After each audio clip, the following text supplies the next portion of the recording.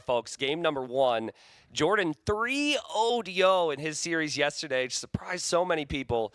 JorDan looked so good, and then he's up against Liereyy here, who was second place in the previous NAC, and many people feel is the favorite. We've got Incas for JorDan. We've got Berbers for Liereyy, and with me is the winner of the previous series, Freakin' Andy.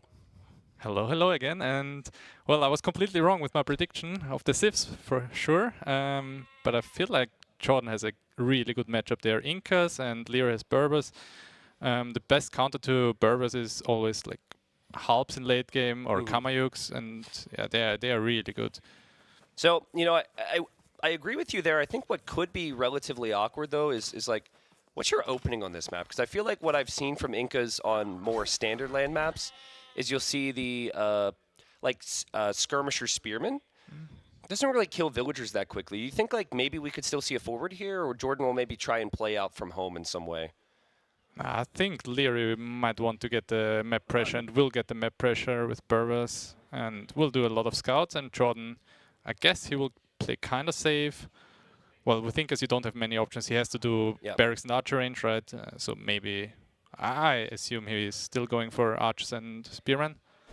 We did see a game yesterday where Hart was playing Incas and went for man-at-arms, and Viper kind of assumed that players aren't going man-at-arms right now, and he was also Vietnamese, had a lot of scouting intel with his bonus, and Viper got surprised by that. Eventually, it snowballed out of control a little bit. So on some level, I think that it's so tricky, right? Like, you want to push in the deer, you want to be greedy, especially with this 9-vil start. That seems to be the play. But scouting's still really important here for Liereyy to get an idea of what the opening's going to be. Yeah, for sure. And man-at-arms, like, as you said, it's always like, if you know they're coming, it's kind of good because you just do an archer range and then open 2-3 archers. But if you don't expect them and then they come from behind the base, then they can do massive damage. Yep, and we'll see. And there we have the scout from JorDan. And JorDan's going to see those villagers, and that's just going to be a lumber camp there from Liereyy. But that's all you want to know on this map, actually, where the wood is. Yep. And he should know it now. Yeah, now confirmed. Maybe he wasn't paying attention at first, right? So we were talking about it in the back room during your series about how, like, this version of Acropolis is really good, right? But something I found with having Acropolis in a lot of events, different scripts, talking to people, it's actually can be really awkward at times to avoid certain generations. And I'm just noticing, like, JorDan's base, it's not bad, but you've got, like, the berries, for example. You look JorDan's berries, like, right on the stone, right? You can't really wall around there. The gold as well is, like, right on the stone. And I guess there's also a similar thing there with the berries there. But just things to think about. This map isn't easy to play when you can't wall in the rock terrain. And then you have to walk so far to chop wood on the bigger wood line. Yeah, that's why it's really good to put aggression on this map, because you constantly have to move your eco then, and that's going to be awkward, and your eco will suffer a lot. Their heart rates have gone down compared to what it was when we mentioned it before the series. That is impressive. I'm actually terrified. I don't want to put one of those on while playing a game. I'm so self-conscious. Yeah, you can put them on as a caster. As a caster, yeah. I mean, but what if I come in, like, I'm chill, I feel no nerves right now. What if I come in at like 110? Then I'm like calling the doctor, you know? Well, what should I say? Well, you're in the game. It's all good. And Berbers are 1-1 here, apparently. I mean, Berbers just really seem to, on paper, fit this map so well because stable units are usually so strong. And that's going to be a nice find here for Liereyy. Being in Feudal Age now, he should be able to kill that eagle. This is smart from JorDan, though. He knows his eagle will die. So he's at least, well, he was trying to get as many hits as possible, and... Oh, first kill. I like Berbers a lot on this map as well, but I feel like the camels are kind of useless against Incas, right? So true. The Civ doesn't play to their full potential. Okay. And Incas is just great right now in the meta. Like, they're, I think, probably number 1 to 3 in Arabia, and Acropolis is kind of... Well, kind of the same. It's open as well. And yeah, I agree. Like, Incas were always good, and then they received the bonus, which has that food discount on their military. Exactly. It's so good. And I actually think they're a little bit more suited towards a 9-vil start as well. You start with that house, right? And that gives you all that pop space. It works on every map except on Brood War, where you have the 5 houses. There it doesn't count at all. Well, good walls there from JorDan. A lot of you out there, a lot of you big brain thinkers out there might be like, well, okay, the wood's exposed, but players just tend to wall it up. But here there's no walls, and we'll get back to that point. And I don't think Liereyy was expecting this aggression. And thankfully for Liereyy, he's Berber, so his vills are a bit faster, but still could be a problem for that villager. As JorDan's come forward really early and has surprised Liereyy, that should be a dead villager. I think Liereyy was focusing somewhere else as well. Yep. Yeah, exactly. Wow, really impressive stuff from JorDan. Gets the early villager lead. But to finish my point here, you have to hold map control because the second you undermake army and just have walls, the opponent comes forward and towers behind that wood line. And that can be brutal for JorDan's wood line because JorDan's wood line is actually a lot smaller than the one that Lierey's chopping right now. Yeah, you don't only lose your lumber camp, which is like 100 wood. You also have to move all the villagers away, right, and build a new one. Like the idle time is huge there. Yep. And then if you have to leave that wood line, you're going to the top of the hill, and the army will just collapse on you as you're running up the hill and get that hill bonus. So that was a good start there for JorDan, but still, that's a lot of scouts from Liereyy. He's got 7 scouts, and it is early series, maybe readjusting or something. We have a quick pause. I imagine looks like Lierey's fixing something. Yes. And he said Hotkeys. Hotokes. Is that how you say hotkeys in German, or is that just a typo? It for looks hotkeys? like his Z is a Y and his Y is a Z because that's the US and European keyboards, right? Well, there's the archers and the spears. The scouts from Liereyy going to move around. Interesting, he doesn't have them in box formation. A lot of players will do that with these numbers. Just the way they reposition. I think they kind of move faster if you put them on box formation. Yeah. But not that much, so it's not doesn't really matter too much. Early market here from JorDan to balance the resources. And JorDan going to go for a trap here of some kind. And it's interesting. Liereyy actually just avoided the area. And TC gets a kill. And JorDan's got a lot of army at home defensively. Liereyy not able to do any damage. Yeah, but it wasn't worth it for JorDan, I believe. Like he half built the gate, half built the house, deleted them again, and just got 1 scout out, right? Yep. Yeah, and at the end of the day, right now, Liereyy has been able to focus on his economy at home. Yeah, JorDan already 45 seconds idle TC. That's like 1.5 vills. Kind of not something you'd expect from JorDan. Also, the 30 seconds of idle TC, the early villager loss from Liereyy. Maybe these guys are just like getting warmed up here. Well, it makes sense, right? Yep. JorDan was just like it just felt perfect every single step of the way against Yo. But you know this, like everyone's got this high level that's here, but it's hard to bring that every single time, right?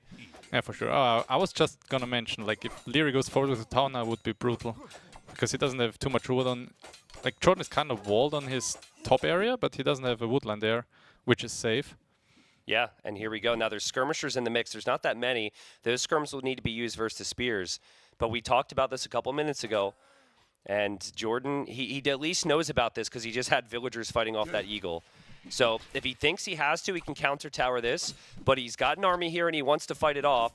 Good micro with the spearmen from JorDan, but at the end of the day, the spearmen not only need to avoid the skirms, they need to be in there against those scouts. And then he's got to kill those villagers too, and those archers are already working on one of them. This is really tricky to micro, because on one hand you need to stop the tower, on the other hand you need to stop the army. If you could do both, it'd be incredible. I don't know for who it's better there. I guess JorDan cleans it up with the eagles. Wow. He got the tower up as well first. JorDan actually clears it. He will deny the tower, and he will kill more villagers from Liereyy now. What a turnaround for JorDan. And like he said, Andy, it was so close, but it was so good from JorDan to know what was coming and have just enough to defend from it. A beautiful eco lead now for JorDan. And besides that, I just read the chat, and Liereyy is missing double Beardex, which is huge as well. We can see the res collected. Like, JorDan is almost 500 res ahead. He might be later, well, he's later up to Castle Age, but like the Vills 5 will lead now, and the eco upgrades will pay off. Yeah, and he's got 0 army. He's got nothing. He's got 33 villagers, and he's sitting there in the darkness. I wonder if I could maybe go to Lierey's point of view. Let's see, what does he do in these moments? Now, he's orange on his screen, interestingly enough. I know another guy who does that, who's casting with me right now. Best color. And he's thinking, okay, where am I exposed? But are short walls worth it there? I mean, JorDan has archers as well. Yeah, exactly. I think that's why he just queued up another skirm. And, well, anyways, we'll go back to the observer here. But there's not many archers. There's just one archer from JorDan. He seems to be focusing primarily on eagles. Certainly a window here for Liereyy. If he can get a couple knights into the main eco, and Berbers are really good at that, I could see this be a bit of a turnaround. I mean, he's only 30 seconds behind, right? That's like 1-2 knights. If he does double stable and 2 knights, if he has 1 stable and 1 knight, I think JorDan doesn't expect Liereyy to be up as well that fast, because he should have put aggression if he knew. Liereyy is incredible at having great castle age times. Yeah, for sure. Like this is a game where everything's kind of gone wrong, but yet he's still in castle age faster. That's not normally how it works. Typically, you take damage in feudal, you're later to castle, and it snowballs in that way. But that's part of what makes the guy so good. But normally his feudal age attacks go better than they have here. That's true. So it's kind of rare to see the eco KD and the KD look like it does right now. But the good thing for JorDan is, like, Berbers will come with knights. They don't have any other option in castle age. You can't go like CA or stuff like that. Yep. They just can do knights, and JorDan already answered with double barracks. Guess he will do a pike upgrade pretty fast, maybe a monastery, 1-2 monks, and then he should be really fine. All right. So it does seem like TCs are going to be delayed for the time being. TCing the bigger wood lines is normally the key, but right now I don't know if Lierey's going to be too comfortable doing that. I like the scouting intel there from him. And Lierey's heart rate going down as well. He's below 60 now. What? Hopefully he doesn't fall asleep. That would be something. Oh man. This is in a tournament. Like, if this guy's playing ranked, like, is he even breathing? Like, oh man. Well, those knights are going to be looking for eagles. Oh, that's a good. This is very sneaky here from JorDan. I love this. Lierey's 2 exposed villagers there. That's great for Lierey's JorDan. got his knights there because he knows that's the most vulnerable area. But JorDan looping around the side. This should be 2 villager kills if JorDan's a little bit patient, gets behind him, and well, not immediately going for the other villager. That's weird. And now he is. And that's 2 villagers, and that's obviously, there's other areas back here that could still be raided by these eagles. Meanwhile, he's walled at home, like, and the TC forward, right? So JorDan is completely safe. Yeah, this is beautiful for JorDan. And he also has enough eagles to be able to defend from those knights. Like you said, Liereyy not able to get there in time. Monastery up as well. That's so good. JorDan's just so good, man. Yeah. He's just so smooth, so consistent. Like, JorDan never really has a drop, in my opinion, in performance. It's always whatever JorDan shows up on the day, you see that JorDan from game 1 all the way through to game 5, right? Yeah. It's just which JorDan's going to show up, and it's been elite JorDan for the last 4 months, right? It's been insane. That's true, and on a really high level, like. Oh, wow. I got the conversion. Gets a conversion, and JorDan reacts.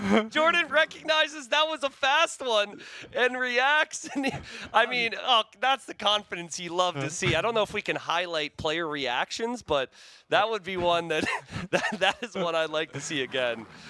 Oh, my God. And JorDan, he's going to be praying again that he can get away from this. That could have been really bad. The regrouping screwed up Liereyy. I think he could have gotten like 2 or 3 eagles there, and now now he can't do anything if JorDan brings in. That's a lot of eagles. Oh, nice split by him. Whoop. Beautiful micro there from JorDan. And again, JorDan with a superior eco. He's got superior military numbers, and yes, knights are better than eagles, but that is a lot of eagles for Andy. 25 eagles from JorDan. And he always has enough to defend that gold. It's never possible. This is the reaction. Look at the conversion. Look at the cam. And JorDan goes. Oh, man. All for the viewers. Yeah. I love it.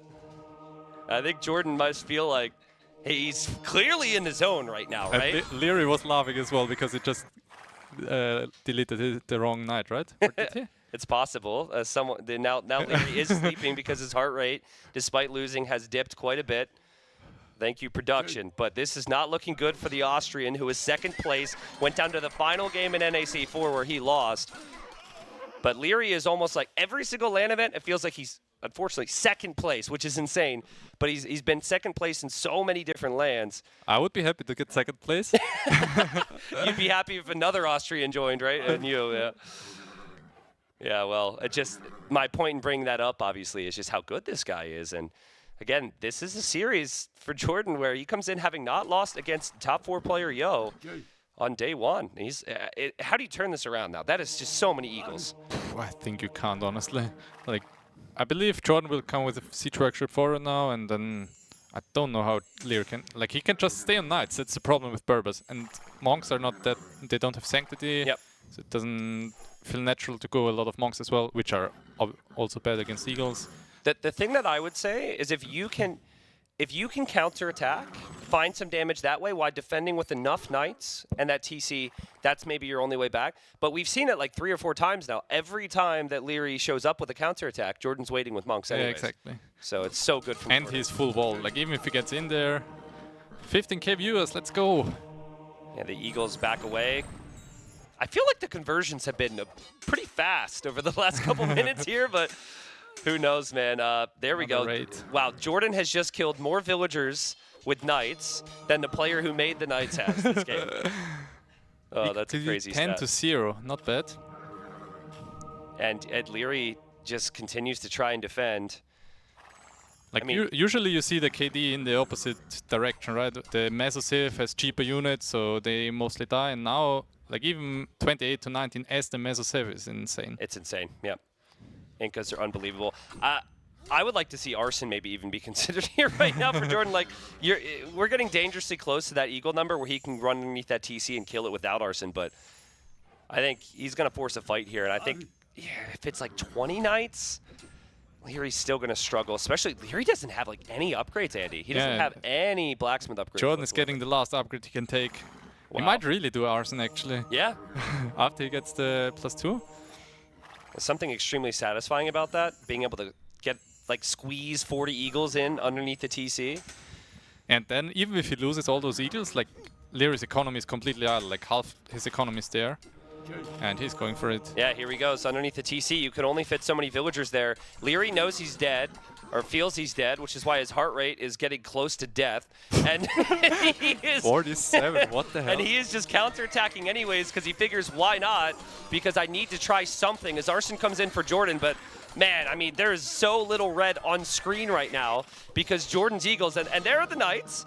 And this is a good risk to take. But I feel like JorDan's going to be able to recover from this, and Liereyy cannot. Crazy game by JorDan. Perfectly played, honestly. I feel like the only mistake he did, like right now, he just needed a gate at home. Yeah. But besides that, it was perfect execution. I think Liereyy recognized in early castle after the Knights didn't do anything. He was like, "I'm behind. This is bad." For sure. I think like and you lost the forward vills. He lost the forward vills. He's just like, well, okay, this game should be a wash if JorDan's playing well. JorDan gets 1 win. This is a best of 5. JorDan is undefeated so far. But JorDan didn't go. JorDan wasn't too confident going into this set. Like he was, oh, how can I beat Liereyy? Really? Were you talking to him? Yeah. Okay. So I feel like he still thinks that Liereyy is better than him. Although he just plays insane the last few months and all the tournaments. I have to say, I find it incredibly insulting when a player as good as JorDan lacks so much confidence. But I mean, Lierey's just so good, and they both are. I think JorDan is so something that has maybe hurt JorDan in the past is how realistic he is. He's like, I don't think he's ever overshot his own abilities. Like I think he has a really good understanding, and that could kind of hurt you sometimes when you look at Liereyy and be like, well, I can't do what he does. But that's the thing, is like the strategy matters. Small little moments can change games. We've seen it so many times in Age where you make a mistake or two and a lead can slip away. And so JorDan's capability to be super consistent and always make the right decisions, even if he doesn't really have like super flashy micro like Liereyy, it gets the job done, and it did there.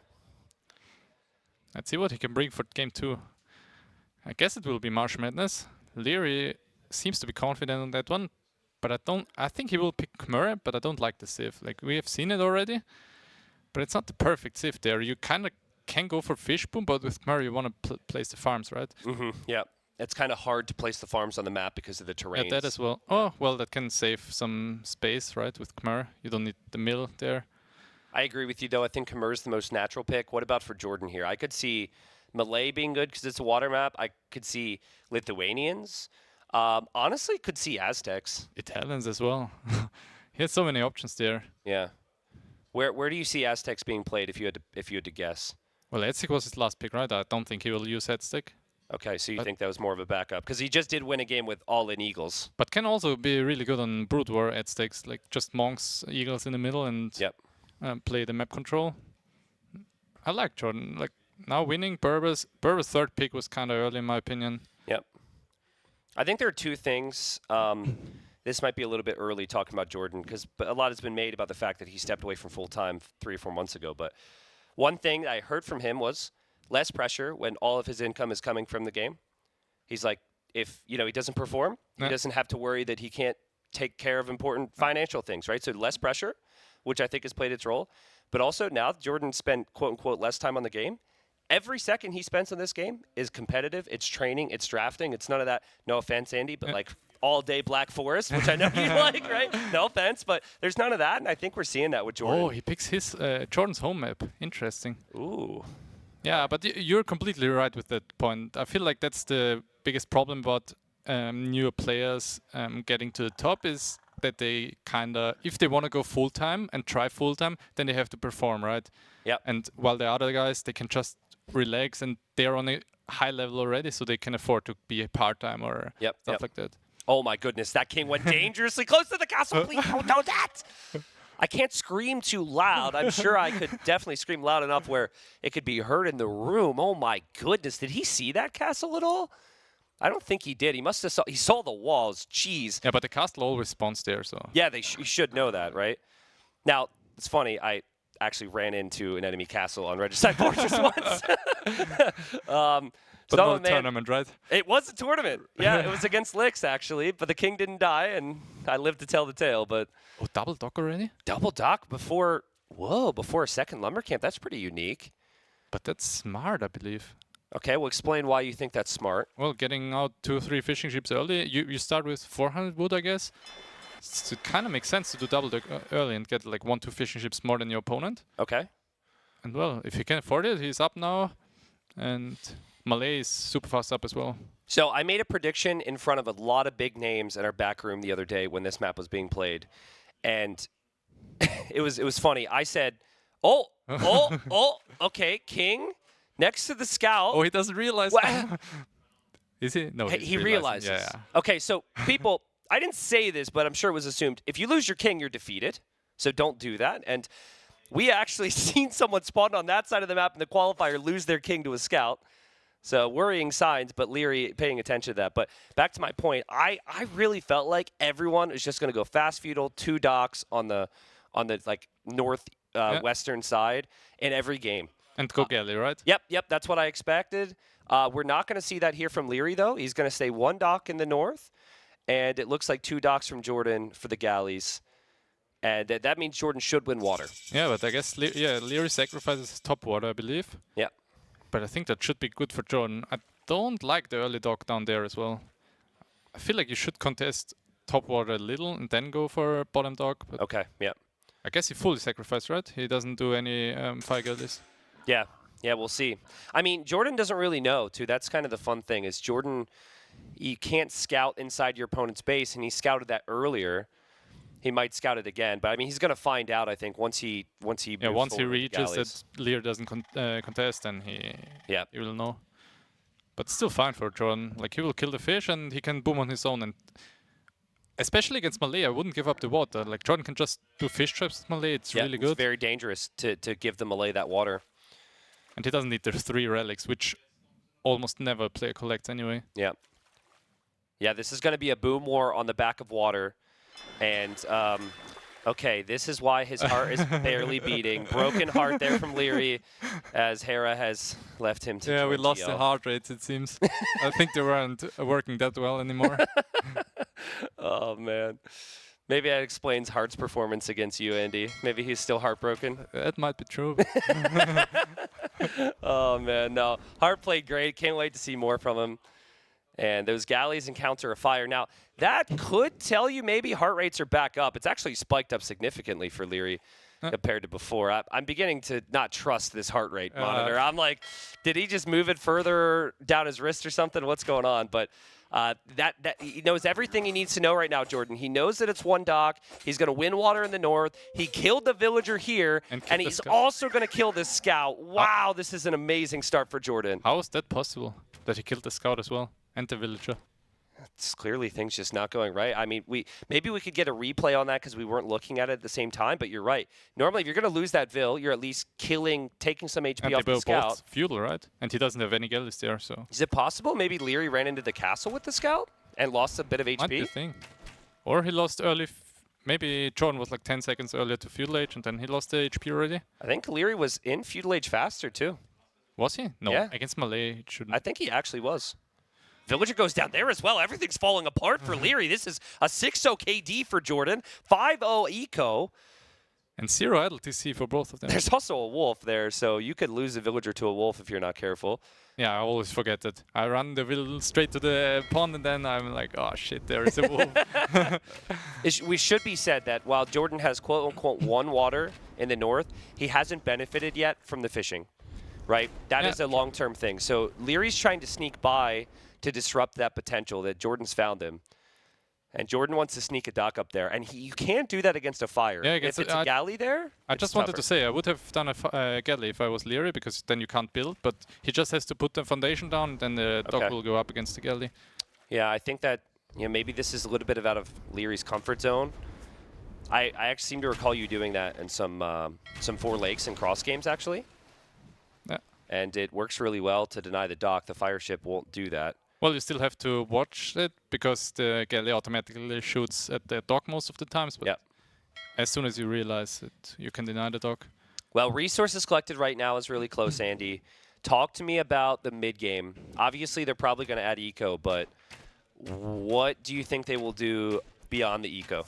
Monks against monks. Monks against monks. I feel like they will open light cav and then run around, and they will just both try to get the relics. Okay. Well, that's really good to see Liereyy, as we see a brilliant wall there from JorDan, and this is back to our point, but Lierey's adding scouts from home, I'm seeing, according to Capture Age. Oh, already perfect. So that's actually really solid, and if you're a bit behind, being Bengalis is helpful, because when you get to the next stage, you get 2 more Vils. So that gives you a bit more of a boost. Yeah, but Malay is faster up, so you save those 2 Vils as well. So. Yeah, true. It kind of equals out. You just don't have to pay for the Vils with Bengali. That's the only difference. Is there a number of fishing ships you should go to here if you're JorDan? Let's say no fish traps. I know JorDan can do it. What number of fishing ships would you think is reasonable to make on the water there? Ooh, that's interesting. Okay, so we're rewatching this. He lost 2 Vils there? He lost 2 Vils there. 2 Vils? And the quick wall didn't pay off? And then he lost the Scout War. Oh, I think he lost HP to the Wolves going there, no? That's crazy. 2 Vils and 1 Scout with 1 Scout is... I would be so tilted. I mean, I would be as well. JorDan did lose his villager there, though. So JorDan was not expecting the Scout Edition from Liereyy. JorDan is not expecting the middle docks here from Liereyy as well. I like this from Liereyy because he knows he cannot give the Malay the free water, and JorDan might think, I'm in a great spot now. We add like 10, 12 fishing ships, whatever number you're thinking of, and then suddenly fire ships will kill them all. Well, that's what I just wanted to say. It's a great plan from Liereyy, but JorDan, it feels like he can't expect it because he didn't add any fish yet. So okay, yep. It's a great idea, but it doesn't work out in that case, I believe. And JorDan can just defend on water as well. Okay, and now JorDan able to attack the fishing ships here from Liereyy. And all the fishing ships are going down, and man, this is like a pretty brutal eco KD for a Copenhagen game. Same as last game, right? There was 10-0, now 9-1. Yeah. Yeah, Liereyy has struggled to find any eco kills from JorDan so far in this series. Okay, so monks. Could Karambits be a good long-term play here against the Bengalis? Against Bengali monks, they're just too tanky, I would say. Yeah, because like the monks don't take any damage. Is that the issue? Yeah. Oh, that's a good engage for Liereyy there. Especially because JorDan doesn't have fletching. Demo. Oh! Oh, that was nice a great demo. Could have been a little better if he just deletes and not like clicking on the fire galleys, which he did, I guess. Yeah, and in the end, it looks like JorDan's going to protect the fishing ships he has. He did kill all of Lierey's fishing ships, of course. Res collected is ahead for JorDan. JorDan on 2 town centers at home behind this. Will eventually be on the 3rd.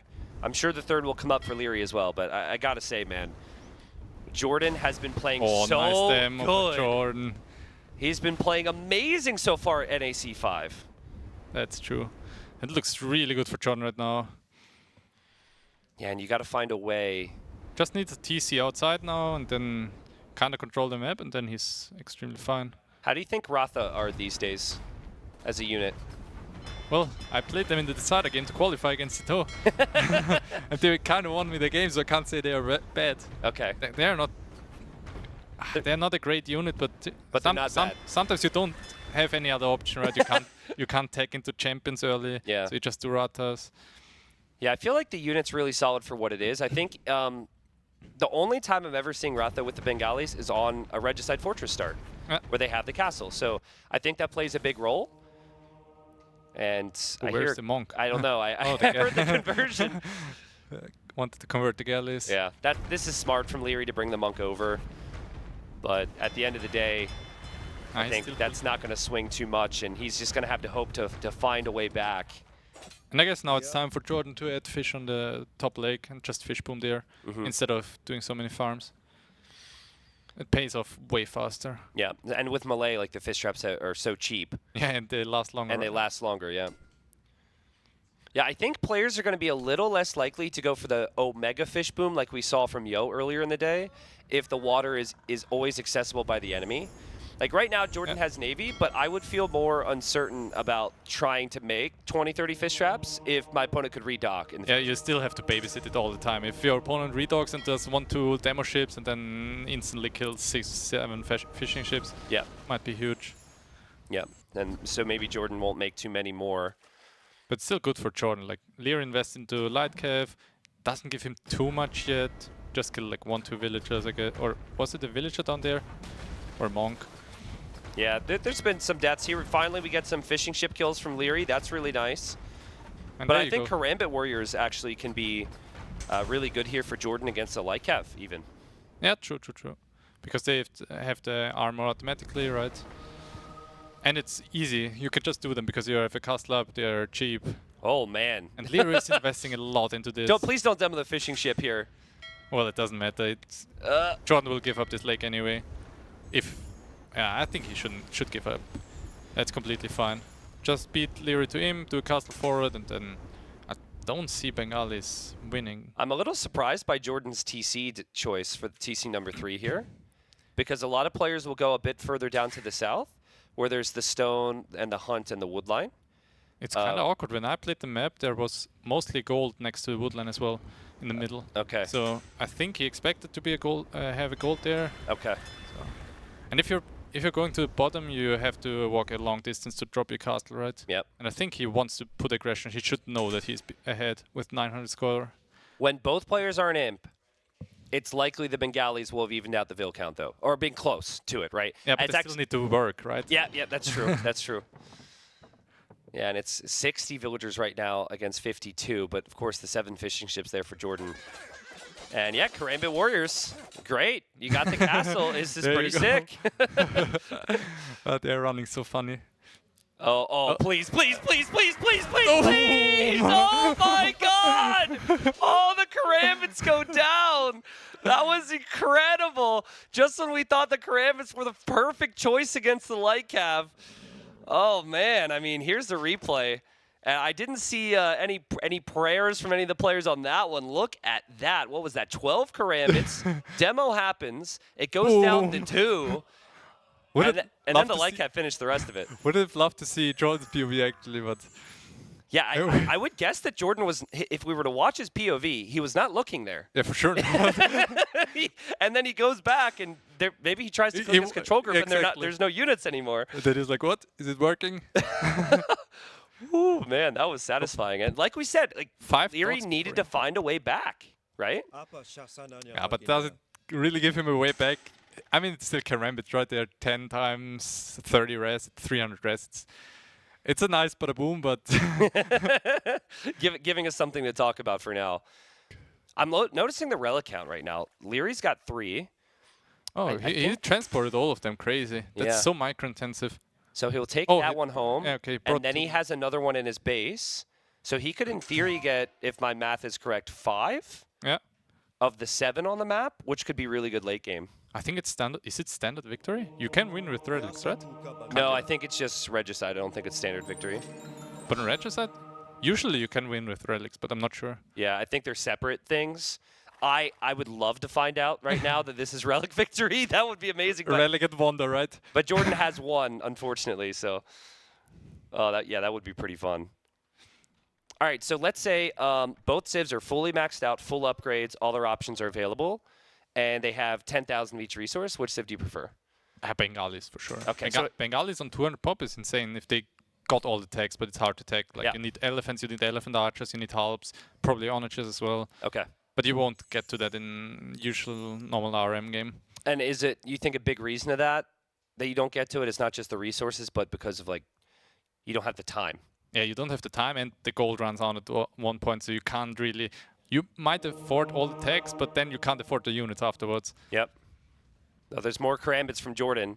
He's just built up to the number he had before that explosive demo. And JorDan is not going to give time to the Bengalis. He wants this castle to go up, and he is going to be up in the Imperial Age. This is the perfect castle, actually. That is a castle that gives it perfect access to trubbing down the castle from Liereyy. And Liereyy doesn't even see this, so he can't even contest it. Could he contest? I feel like he couldn't even contest. There are so many vills building the castle, even if you notice it. Yeah. If the karambits there, you just run with the monks forward, and then, yeah, you get shot by the castle anyway. Yep. Yeah, it would feel really bad to have to use monks against karambit warriors. It's just, there's something wrong with that, right? You don't get too much out of it. You get a conversion, yeah, oh, nice, I got the karambit warrior, but... All right, well, I mean, JorDan just continues to cycle. Like, this is the 5th game in a row at NAC 5 where JorDan has just played borderline perfection. Yeah, true. It's insane. Let's see what he's going for, which unit he's going for. I think he has to go like half Onager, half PVC. And shout out to that wolf that killed Lierey's villager, making matters even worse on the right side. Woo, woo, woo, woo, woo, woo. He's going and watch that villager be 1 HP. Okay, there we go. Now, it has not really been Lierey's day so far. Let's just say that. I feel like he's... Oh, yeah. Wow. It goes Crazy. right into the GG. JorDan up 2-0 here. JorDan playing amazing Age of Empires 2. And didn't expect that, but I'm also confused by picking your opponent's home map that early. Yeah. Like, well, don't know what the reason was behind that. Maybe he wants to see if JorDan picks Malay or Bohemians there, because Liereyy kind of knew he wants to go Bengalis there anyway. Yep. That might be the only explanation I have. That could maybe be something like process of elimination to find out where civs are played. Also, Lierey's got insane confidence that he might see Marsh Madness and Outcrop as 2 really good shots at victory. Maybe his had confidence in his civ pick and thought, what better way? Let's tie it up 1-1, and then I've still got my maps remaining. Yeah. That could be nice. But now it looks kind of bad. Now your confidence is like... Yeah. Not sure how confident Liereyy is now. Yeah. Yet Liereyy, again, he always seems to be pretty even keel. I don't think he's going to be beating himself up too much, but reality is he's got to win 3 straight here, folks. And when I came in to cast this series with Andy, I was feeling a little bad because you played a long series. I was like, oh, this is going to be a game 5, you know? Well, we can still see that. Yeah. I would like first 2 picks for JorDan are gone, right? And Liereyy still has his first 2 picks, so he should be confident in those 2. And then, like the 5th game, might be better for JorDan again. Yeah, there was a peek at the practice room. There must have been a little bit of back and forth here, though, between JorDan and Liereyy. Liereyy cracked a smile. Didn't see much of that the first 2 games. And JorDan is 1 win away from another 3-0 here, which would be amazing for him here in our group stage. And this is the second player in a row he's playing who's in the top 4. He's playing against invited players as a player who had to qualify. Yeah. And he likes it, I guess. Might be even the disadvantage to not play the qualifiers. You don't get practice that much, right? Yeah. I had to play 2 qualifiers. I don't practice too much by myself, but if I have to play the tournaments, I get the practice automatically. Yeah. I think another part of it is, and this could just be my perspective, because, I mean, you guys are playing big level tournaments all the time, but I feel like it's not just the maps and the strategy, but it's also just like the feeling of the pressure and the moment too. Like you get that used to that. I know Lierey's been there a lot, but not with these specific settings. Oh, and he picks this out on the home map. That's crazy. Feel like Liereyy wants to have it gone fast. He doesn't pick one of his top 2 civs as well. Wow. Okay. In theory, back to what we had said, maybe if Lierey's saving his home maps, he wants that reverse sweep here. So we have game number 3, and it's Bohemians for JorDan on his home map, which Liereyy has selected. It is Vietnamese for Liereyy. I love Vietnamese on this map because you know where the opponent's TC is. And the TC positions vary with all the Brood War generations. So JorDan's looking. He hasn't seen his opponent's TC there. Liereyy already has that information. Thanks for the tip. I actually haven't thought about it too much. What, the TC positions? Yeah, that you can see it with Vietnamese. Like, it's really useful in that map. Do you want another tip right now? Yeah, sure. Give me. Well, okay. I want credit. All right. Burmese, you can see where the relics are. And the relic generation differs ever so slightly because of TCs. You can see the relics in the corner on the right and the left. Yeah. So that is also a way of knowing where your opponent's TC is. That's smart. Thank you, man. You're welcome. But Burmese isn't one of the top civs, I believe. Wow, I'm just okay. All right, listen. I'm just But saying. I'm grateful, man. I'm just saying. You're okay. Oh man, I gotta love it when I just no offense, I consider that such a basic thing, like Vietnamese here, know where their TC is, and then you're like, I didn't consider that, and I'm like, crap. It makes me feel bad about myself in a fun way. Well, you think about so many strategies, so many maps, and then you're like, I mean, I know the TC bonus of Vietnamese, but you didn't think about it in relation to yeah, to exactly. This. Yeah. And in the first qualifier, I got completely caught off guard. Yep.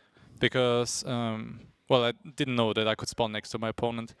Yeah, it's tricky. I think I said it before the series. I think this is the type of map that is really good for JorDan against Liereyy, because Liereyy likes to go in knowing what he can do with his game plan. I wouldn't normally consider him quite as adaptable. Having said that, I would say the same with JorDan, right? Like neither of them are really chaotic. They're typically pretty good when they know what they're going to get here. But they know north and south now. Great scouting from JorDan. This is as far as you can spawn from each other. So this could take us into a very long game. Right, if we don't see a forward dog, I believe it might be like castle edge play. But I believe Liereyy will put aggression. He might have watched my game against Tato. And Tato was like fast castle hand cannoneers, if you saw that one. Yeah, I did. And that completely destroyed me. I think if Liereyy gets JorDan into doing that as well, might be really difficult for him. Yeah, JorDan's going to click up. But so yeah, there's... oh no, it's fine. So there's the water element. They both fish, but this isn't like the previous game. Like, fishing's nice, but it's not everything. I think a bigger part of that is being able to transport to the island where there's gold and stone and whatnot. Yeah, I'm always annoyed when I have to transport those vills and then the resources run out so fast on that island and then you have to transport them back. I think it's better to get map control on that map, honestly. Have you ever built any archery ranges on those islands? Well, no, I don't think so. Oh, okay. Just curious. Just Lierey's going forward. I think that's a good play. Yeah. Not sure if he's going barracks archer range or just doing a dog, but he has to put pressure. So feudal times will be identical. Yeah, 3 seconds out TC for Liereyy. That's the difference. But yeah, JorDan was sitting on the hill. This is going to be forward dock here, most likely, right? Oh my God! With no scouting, he's going forward. Well, it's kind of obvious. I guess you know where the water is. Yeah. Oh, he spots it. That's kind of good for JorDan now. Now he knows that he wants to dock. And JorDan, does he have villagers forward as well? It's hard for me to see on the mini-map. JorDan is blocking the dock with the fish! JorDan just can't make any wrong moves here today. And now he changes his plan and goes for barracks and then archer ranges. Oh, that's looking good for JorDan again. And I think JorDan, does he not have something on the shoreline from Liereyy? If we could get a double check there. I think JorDan's got vills there. Yeah, he's got a dock up there. So he will be able to kill Lierey's fish. He knows that's going to be a barracks opening as well from Liereyy. Looking good for JorDan, but Liereyy is one of the best players with land aggression, and he's going to have that aggression right next to JorDan's base. Yeah, but I feel like JorDan will full wall. Like now he will see the barracks and archer range probably if he scouts properly. Stable, actually. Stable. That's surprising. It's good for castle edge, but right now it doesn't give you anything. Like, what do you do with your scouts? You could just pick off the 2 vills that are at the docks, but... Can we see Lierey's vision? How does he know he's making a fire? Did he scout that dock? That's interesting. Didn't scout anything there. So he gets correctly here to make a fire anyways, but at the end of the day, the pressure's on, which is not great. His scout is trapped, and he's going to feel like, man, maybe I should have gone archers there instead of scouts. And JorDan continues his dominance here. That will be a fishing ship kill in a moment. And JorDan is, I love how active he is with that scout. He looked for his opponent's base right away. He looked for the dock. He's now seeing the forward. This is a masterclass in scouting from JorDan. Paid off for sure. Now Liereyy seems kind of clueless. Like, what do you do with those 2 villages? Yeah. You don't have archers. You have to build an archer range to get in there, else you can't get in. And his eco balance is now terrible as well. Yep. Because he wanted to do fire galleys, which he couldn't, because he couldn't build a. Oh, he's building a tower even. I don't like that. Interesting. I think this is a tower JorDan's playing just to be really safe. Yeah, it's fine. I don't think he necessarily needs this tower, but he's just like, it's not going to hurt me. Yeah, true. Things are going well for me. Maybe just 2-3 spearmen, then rush in Lierey's tower with the vills. But I guess JorDan expects archers as well. I gotta say though, like where Liereyy even placed that tower is a rookie move, because the opponent can always use that one. Yeah, villager. true. That's always got to be a tile back there. Yeah, Liereyy seems a little shaky today. I don't like his decisions at all. Yeah. And then JorDan, the decisions, you can never question them. And now you can't do, you can't fight the tower at all. You need 3 more vills. Oh God!